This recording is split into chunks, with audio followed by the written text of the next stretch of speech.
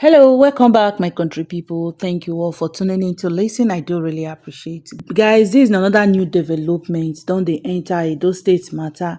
The people of Edo State are really, really angry. According to them, they said their Governor Monday Okpebolo, they really dare them, as in he don't unleash the angers of the youth. The women, they are very, very angry. They say because how come all these things wey don dey happen since, say he no do anything about am, he no just come out talk anything about am, but immediately wey the people decide to take laws into their own hand, the governor come go dey beg, dey go dey do beggy like say na small child.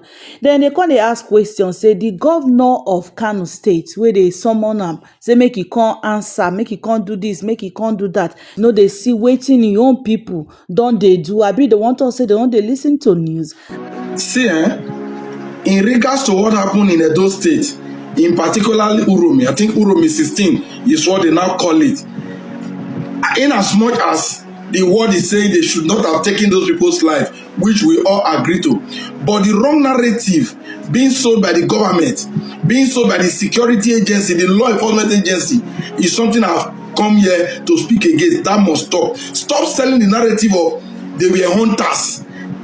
Just die that part, dial it down.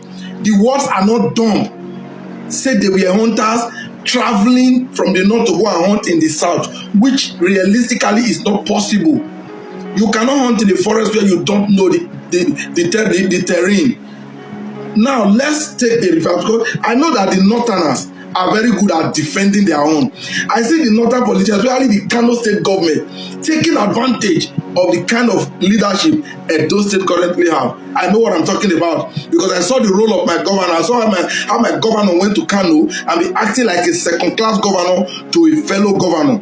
That was embarrassing. But they took advantage of that and be saying all sorts of things.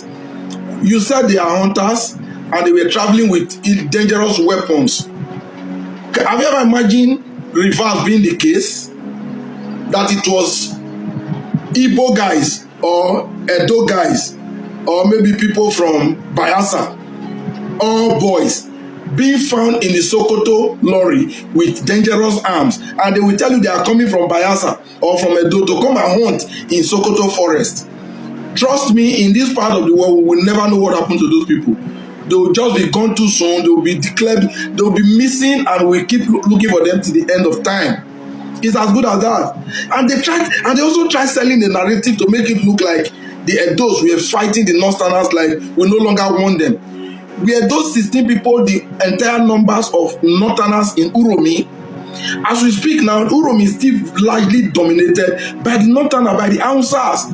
They ride bikes, they set it, they do all sorts of things there. They are still there. So we have to get this, set the narrative and set the record straight. Those people, whether we agree or not, we are criminals. Yes. On if they should have taken their life, that's a different ballgame. Okay, are we not also aware? Because this letter got to me that upon attempt to search the lorry, one of these terrorists stabbed the vigilante guy first. If this has happened in Maiduguri, if this has happened in Borno, what will happen? What will the case be? So why are we bending this? What you know they will not do to you, why are you doing it to someone else? I just thought of this and I was like, what the hell is this? If you see, the problem, the people are the midst of this bullshit.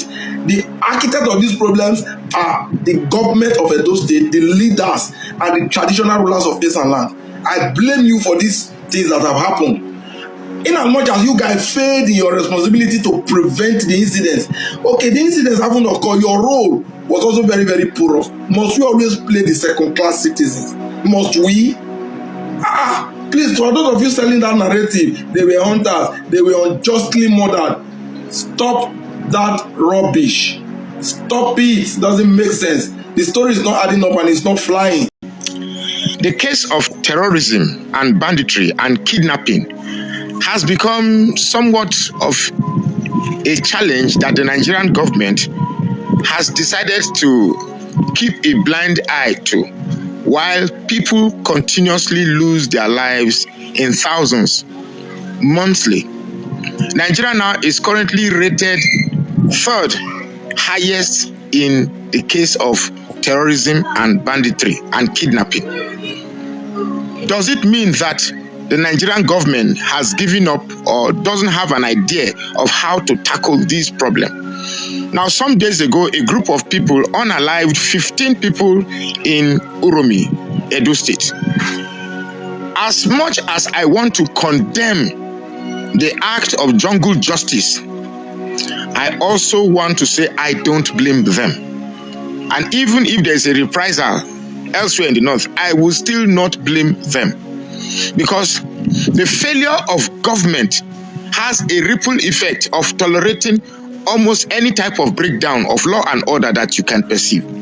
What I see that is happening is simple. The idea that, or the cry that Fulanis are going into villages, murdering, raping, and doing some of the most inhumane acts on people across Nigeria has been there all along, even with evidence of videos circulating the internet, to the extent that bandits and terrorists can take their money loot and display them on the internet.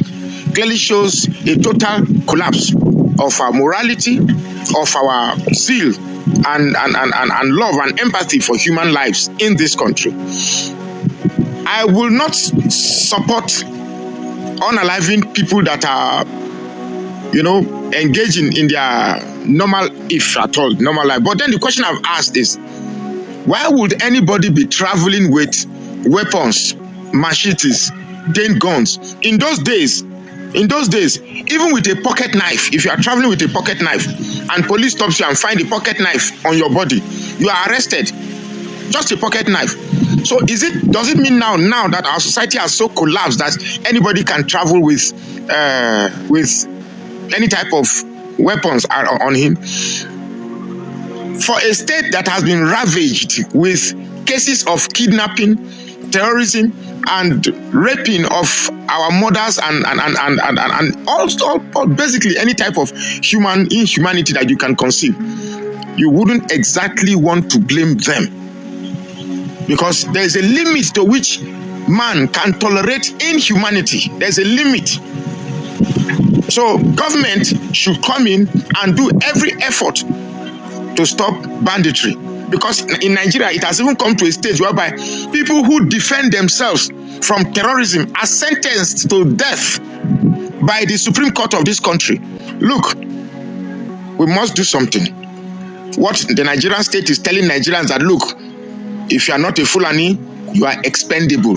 I cannot be expendable in my fatherland. I cannot be expendable in my state. I cannot be expendable in my own village. The fact that a group of people can live all the way from the north to the other part of the country and be committing this heinous crime, it simply means that government officials or people in high places in government has a hand in it. And if truly we want to tackle the case of terrorism in Nigeria, we must start by eliminating people at the top who are sponsoring this dastardly act that is recorded across mostly southern parts of Nigeria. If we do not, this thing will persist and people will begin to take laws into their hand. Like I said again, I do not support the unaliving of innocent Nigerians. But however, when a situation becomes unbearable, people may likely go the extreme of defending themselves. And there is nowhere they say that self-defense is a crime. But the Nigerian judiciary has said that you do not, if you can't run, stay and be unalived. This is the reality of Nigeria that we find ourselves today. Fulani where they know before, now stick then they carry. How come they start to they carry cutlass? From cutlass they migrate to ammunition, rifle, AK-47. Security operative now they ask this question: how they migrate from stick to cutlass, from cutlass to rifle, from rifle to AK-47? Where come become like say una give them license to operate ammunition? Now we don't unfortunate say hunters don't die. Our leaders una don't succeed to cause problem for our country, because una don't cause hate. If to say una they deal with the previous report, so okay, we catch this bandit, they can't kill people, and una deal with them. Show the world say una don't deal with them. all this jungle justice taking laws into their hand, if for no arrive. The North is made up of both Christians and Muslims and traditional worshippers and atheists and other religions otherwise. The issue is not for you to separate yourself from the Fulani, because what I'm seeing is that there is a very crazy need for the Hausa to separate himself from the Fulani. And you go as far as saying the Fulani hurts you too. So you know that the Fulani hurts you too and the Fulani is hurting everybody. But yet the Fulani are the ones that don't have any basic structure. They move from place to place. They are nomadic. So they really don't have anything to lose. Nobody said Muslims were the one that unalived the UROMI 16. Neither did we say it's you from Bauchi or you from Zamfara. The issue is that if the Hausas and us can collectively fight these Fulanis that is hurting you and hurting every other person that is making the Edo people misjudge. In our answer be this, I will not be answer, and Fulani be this, I will not be Fulani. Something happen where can they make them, they talk, they look who be who. As they don't fit differentiate between Hausa and Fulani, and why they don't say everybody they go. It's better for them to finish these people than for them to sit down when they come and buy them again. So if we all have a common enemy, if we do have a common enemy, you as an Hausa lady, as a Hausa man, you know your common enemy. I know my common enemy. Why are we here still talking about it's Christian, it's not Christian, it's Muslim, it's not Muslim, it's Hausa, it's not Hausa? There is a reason why both of you people were misjudged. There's a reason why the Edo people could not differentiate who was Fulani and Hausa. There's a reason why. And you want to trace back your history, but there is no Hausa that is not married to a Fulani, or there's no Fulani that is not married to a Hausa. You guys are intertwined. You guys are a pack. You move as a pack. And I'm not talking about the people that live and settle in Nigeria and have a happy home and a permanent structure and pay their taxes and go to work. We all know that the people that do these things is headsmen. That is why it's called Fulani headsmen. It's not Fulani. It's Fulani headsmen. You know it is the headsmen. And so if we all have this common enemy, why the fuck are we still here? Arguing about goddamn religion and culture. Arguing about goddamn history. Telling me to go and read how Europe underdeveloped Africa. Fucking read it. What next? We're still fucking underdeveloped even after Europe left. So what the fuck are you telling me? What the heck are you telling me? Get the fuck out of my front. Nigeria has the worst passport in the world. And yet we are talking about I'm Fulani, I'm not Fulani, I'm Hausa, I'm not Hausa, I'm Kogi, I'm not Kogi. Get the fuck out of my presence. If somebody can travel from Port Harcourt from his village to where the fuck is coming from to Port Harcourt to say he's a hunter, where is his meat? And if he said he sold the meat to make money, is that even legal? Can you go to somebody's state and kill their animals and sell it to the people that live there and make money and go back to your own state? Is it legal? There's so many ethical breach here. You cannot just simply defend it. And I'm sorry that happened.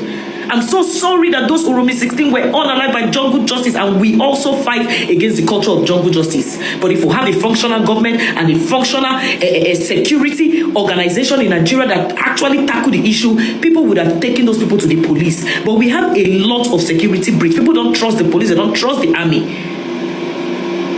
So what do you want these people to do? Again and again, Nigeria have failed us, yet you have excuses. You fucking have excuses, and that pisses me off. It pisses me off so much. So guys, now that's it. Now say Nigerians they vex, they para. Whether we like it or not, for waiting happen for UROMI. So the government now then cause the 99% of these things. So those innocent people where they don't go arrest, because all of us know say now innocent people they arrest.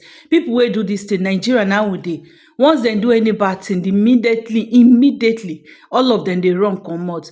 So arresting those innocent people does not really make any sense. So guys, I would like to hear your thoughts on this. Don't forget to subscribe, like and share our videos. Please subscription and make it for the get update anytime we drop them. Thanks and bye.